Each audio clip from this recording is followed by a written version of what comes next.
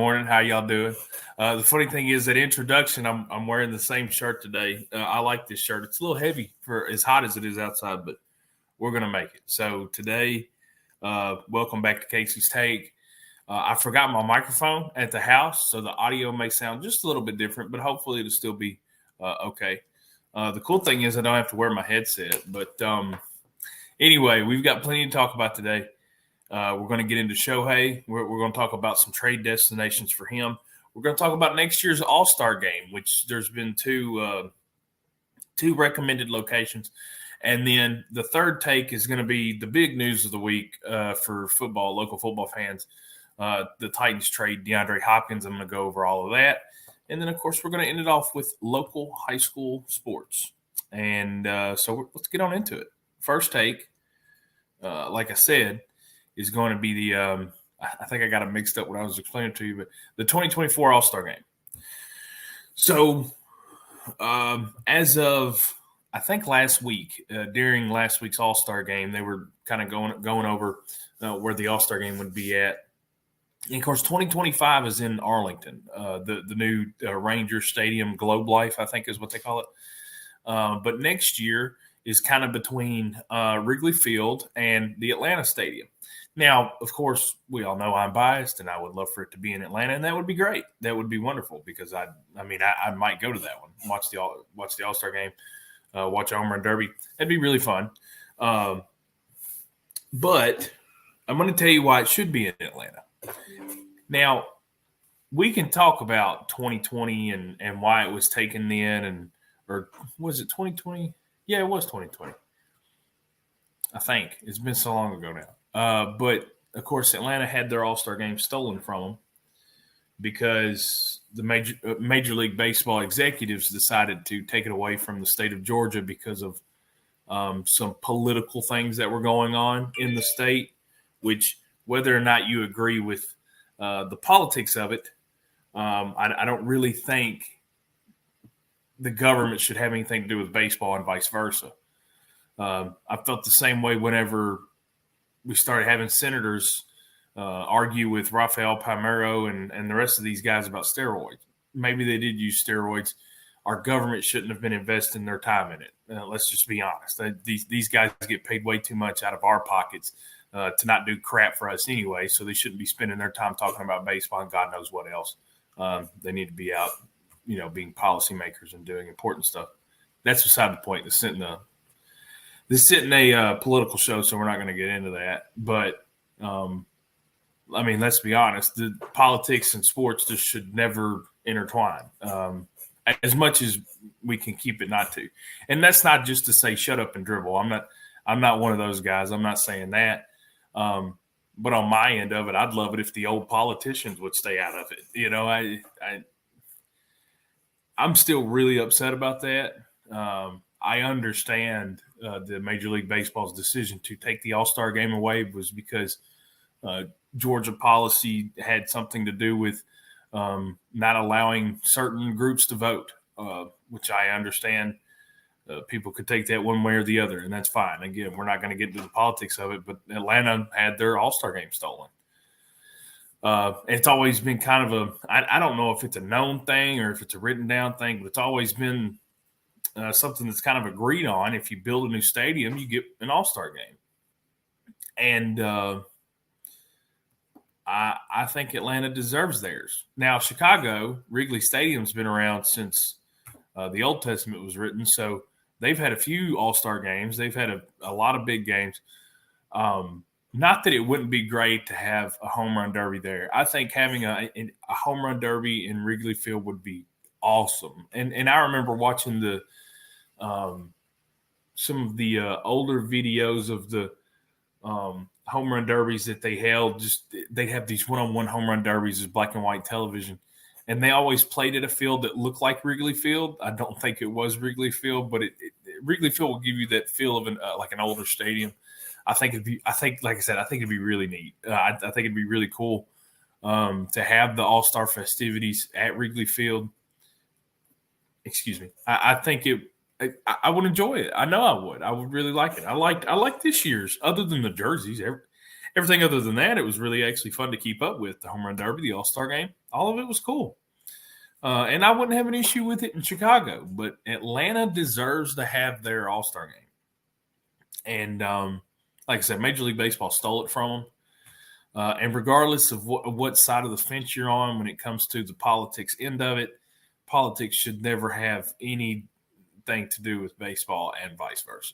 I mean, it's like the separation of church and state. I mean, there should be a separation between baseball and state. And honestly, I don't really see anybody disagreeing with that point. But regardless, I think Atlanta now they do have a chance. I think Major League Baseball is kind of trying to, I think, make things right, possibly. So it'd be really great. It'd be really great if they could go ahead and just fix all that up. I don't know if there's been any other decisions past 2025. Like I said, Globe Life, the Ranger Stadium in 2025. There may be decisions already made for 2026, 2027. I don't know those off the top of my head.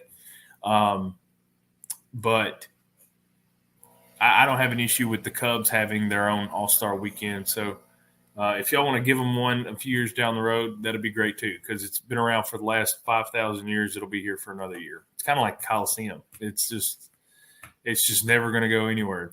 And that's fine by me. Listen, I don't care if the Red Sox play at Fenway and the Cubs play at Wrigley for the rest of my life. I love both of those stadiums. They're beautiful stadiums. Can't say much for their teams right now, but those are really beautiful fields. It's like old school architecture or whatever, and it's really not. It's just different dimensions, but it is cool that they've got these old fields. And like I said, I wouldn't mind seeing some All-Star games there, but hopefully Major League Baseball gives Atlanta's theirs back. I don't know. I'm screwing up all the grammar there. But we're going to go ahead and go to the second take, which is going to be Shohei trade destinations.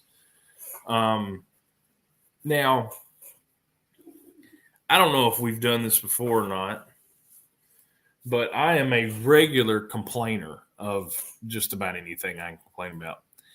And I've said this multiple times. The Angels should be ashamed of what they've done with two of the greatest players on the planet, two generational talents. Now, I understand Mike Trout getting hurt is something you can't really control. But let's be honest for a minute. For a few years now, the Los Angeles Angels have had both Mike Trout and Shohei Ohtani, and they can't even sniff the playoffs.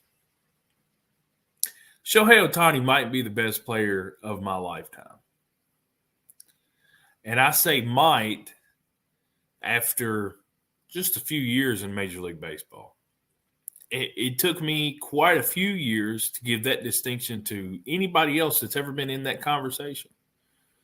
But with Shohei, it took me all of, 20 minutes to figure out this dude was just different.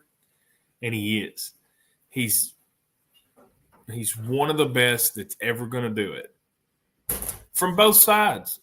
Pitcher, hitter, he's as good as it gets. But the Angels, who at first said they were not going to trade him, are starting to backtrack on some of those statements.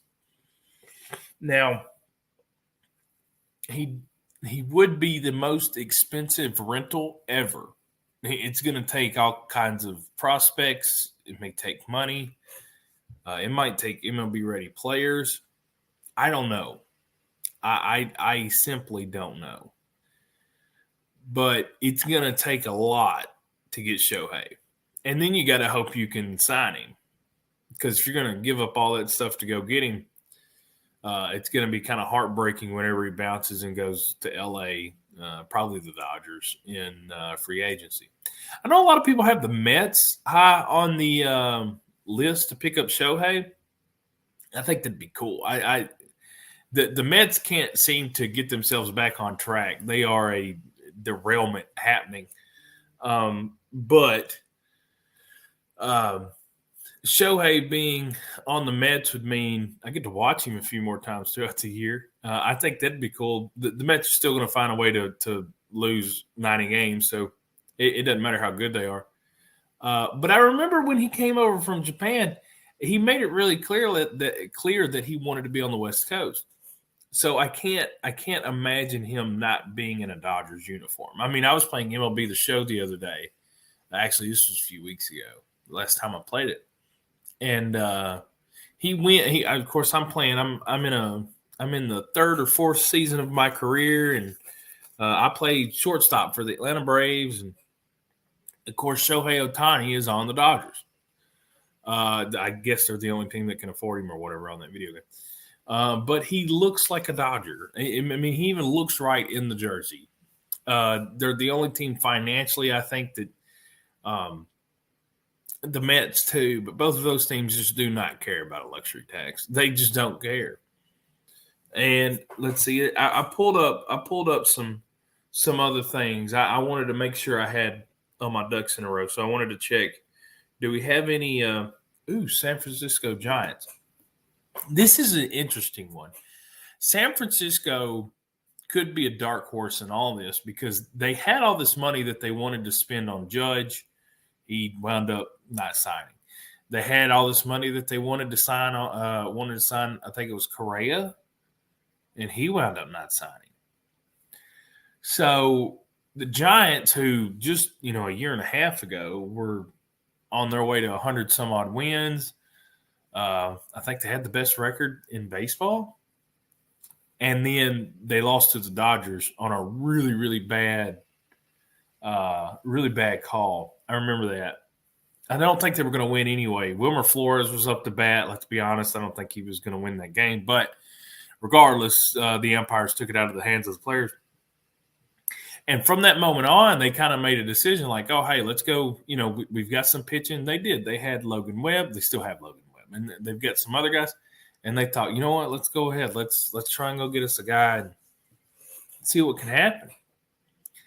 And the Judge thing kind of fell through. Like I said, the Correa thing fell through. So maybe they've got the money.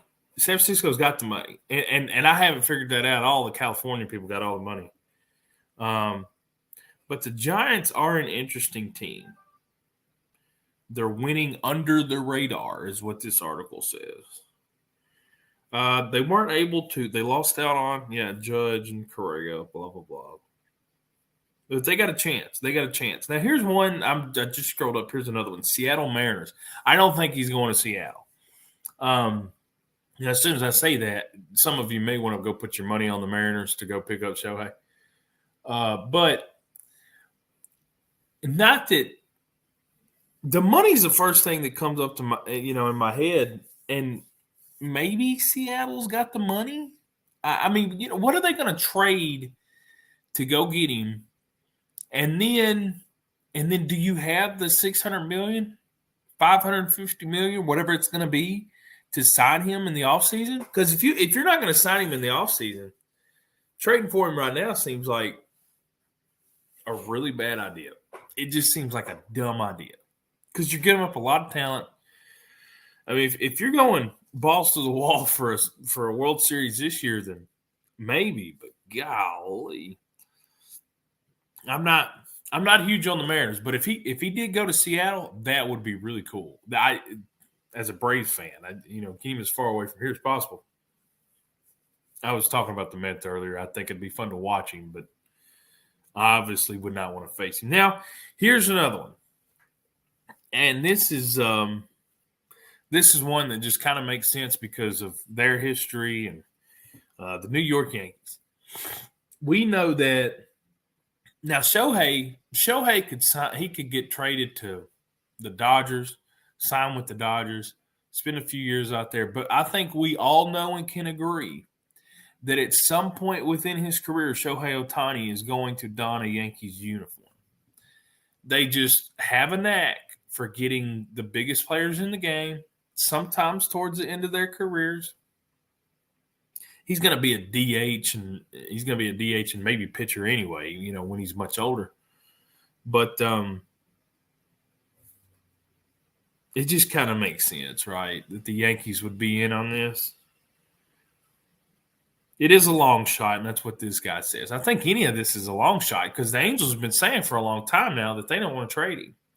But now, I mean, they're everybody's kind of forcing their hand because they're not going to win. They're not going to win, and he's going to sign in free agency with somebody else. You might as well go out there and try and get something for him now. Try and get some, I don't know, maybe some pitchers. Get a bunch of kids for your. I'd trade him for like 10 prospects. I'd take somebody's whole farm system for Shohei. Just to try to get my farm system going because the Angels farm system it may not be bad, but they're just not developing a whole lot of anything in the majors right now. So we've got until August 1st, I think, or maybe August 2nd is the trade deadline.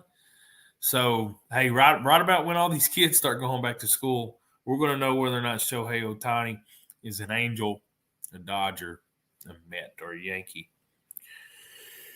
But let's see, did they have anything else on here? The Astros have emerged in recent days. Oh, wow. Yeah, sure, whatever. Throw him on the Astros. Anyway, let's go to a quick commercial break. And whenever we get done with that, y'all come back and we'll finish up the show.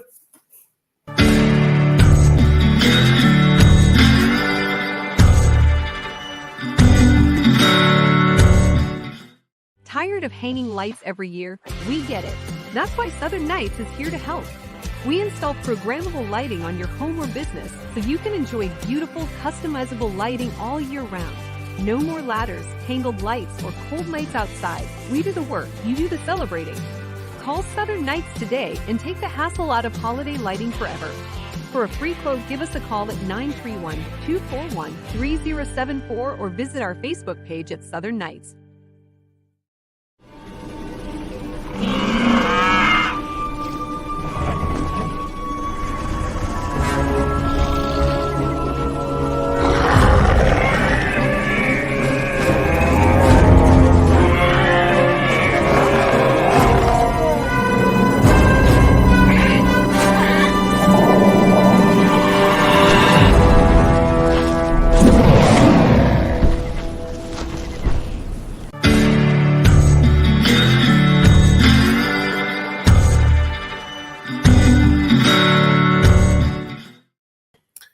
Now, welcome back to Casey's Take, and of course, like I said earlier, this is probably the big take, and could have let off with it, but I wanted to keep all y'all hanging around to watch the third take. But DeAndre Hopkins is a Titan. There are a few ways to look at this, and the more time goes on, the more I try to make myself feel better about it. Because at first glance, to me, it feels like $13 million for another receiver to just, more or less end his career in Nashville. I watched this happen with Randy Moss. I watched it happen with Julio Jones. I mean, even Andre Johnson, when he came to town, caught one touchdown against Detroit to win that game, and then after that, nothing. I guess it would be different if I felt like the Titans were in a win now mode. But I don't necessarily believe they are. And that was kind of what I said. I went and did a show with grammar again. I went and done a show Monday with a local teacher here, Justin Spurlock, who has his own show. He does he writes some columns for the Dixon Post. And I went by and I sat on his show and we talked about the same thing. And I said a lot of the same stuff. I don't necessarily care for the move. Rand Carthen, I think, believes he has to win now. The Titans just don't have a quarterback to win in the playoffs. When you look at these other teams, the Bengals have Joe Burrow. The Chiefs have Patrick Mahomes. The Bills have Josh Allen. I mean, even the Chargers have Justin Herbert. Are the Titans going to show up with Ryan Tannehill or Malik Willis or Will Levis or anybody else on this roster?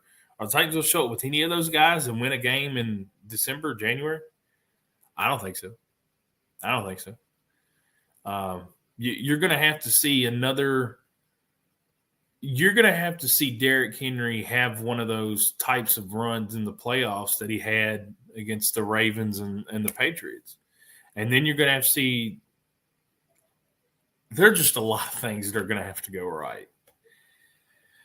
And I just don't I don't really see DeAndre Hopkins being the difference in winning and losing a Super Bowl. I think the Titans needed to work on a lot of other things first, like maybe figure out who your quarterback is. Not that – I told y'all I wanted Malik Willis, and then I told y'all he needed at least 12 months, probably 24 months of sitting before he even saw the field. That didn't happen. He saw the field within 6 games. I know Tannehill got hurt, but Willis got thrown out there. He looked really, really bad. Now everybody's out on him. And I told all of you he needed a year. He really needed 2 years to sit and learn how to play the game, but he's physically very talented. Will Levis may be closer to seeing the field, but physically they say he's talented. I have yet to see it. I don't guess I've ever actually watched him play football. But the Titans, where are they at right now? They're just spinning their wheels. Nobody knows who the quarterback is. You go out, you spend a third-round pick on Malik Willis 2 years ago. You spend a second-round pick on Will Levis last year. And reportedly, they wanted to move up into the first round so they could get the 5th-year option on him. That's ignorant. You could have waited till the 5th round to get Will Levis. But no, we went out and got him in the second round. I'm just out. I'm out on a lot of these decisions. And here's the thing. DeAndre Hopkins is a great player. I still think he's got a lot of talent in him. But I don't necessarily believe the Titans have anybody that can block long enough for anybody that you want to call a quarterback to throw him the ball. That's just where I'm at with it. I'm out on Tannehill.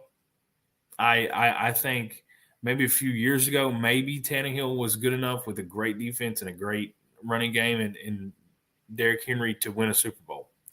I don't necessarily believe that anymore.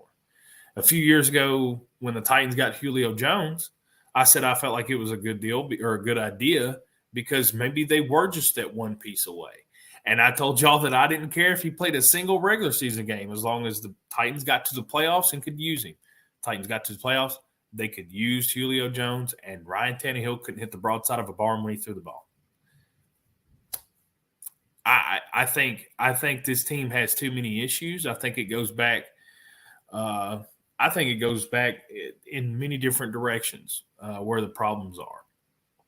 And it starts up front with the offensive line. I have a serious issue with Vrabel and his stubbornness when it comes to the men around him that are, calling plays and coaching the team. I think that's a problem for the Titans. I think the other problem for the Titans is whatever this mindset is of we'll just find somebody, we'll figure it out. They're going and grabbing people that we've never heard of, and at first it sounds like one of those things. It's like that might not be a good idea because I've never heard of this guy, or if I did hear this guy, he wasn't very good. And it's like, we're gonna coach him up, we'll get him ready, and then they give up 18 sacks on the offensive line. The offensive line is terrible. And here's the thing. The offensive line may be different. It may be really, really good this year. But until it is, I'm going to tell you that it's terrible because that's the only thing we've seen, and it's been that way for a long time. Even in 2019 when Derrick Henry was legitimately running through everyone, they still couldn't pass block then. Maybe it's scheme. Regardless, they can't pass block. The Titans' offensive line is not very good. It's just not. Let's hope that the run blocking is a little bit better this year because Derrick Henry was getting 3.5 yards a carry last year, and he was doing all of it by himself. He may have been getting the half from the offensive line and getting 3 yards just because of how big and massive he is. I'm just flabbergasted, really, because it's stupid as a word as that is to use, and I just don't think the Titans are going to win. And they might get to the playoffs. That's because I don't really have a lot of faith in the Jaguars either. I think Trevor Lawrence is a good player. I think they've got some other weapons around him, but I don't necessarily have a lot of faith in that organization. I think we all know the Texans aren't very good now, but they could be serious in a year or two. And then the Colts are they're Jekyll and Hyde. The Colts could win 15 games next year or 2. And I feel like the Titans probably can get into the playoffs. They probably can sneak their way past a pretty rough division, in my opinion. They almost got in last year with what would have been the worst playoff team probably ever. And this year they can do that again because the division is so bad that maybe the Titans can squeak in the playoffs. That would be fun. It'd be cool, if Derrick Henry goes superhuman again in the playoffs, and maybe they win a game or 2.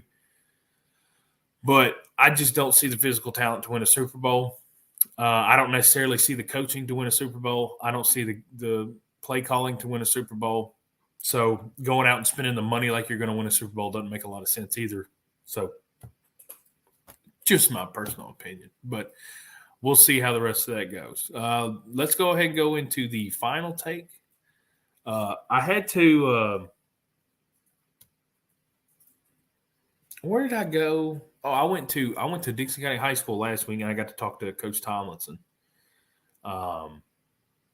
He's got a certain sense of confidence about his Dixon County Cougars football team this year, which is cool because you could tell he didn't want to say too much. But I asked him about there was something that came up about puzzle pieces.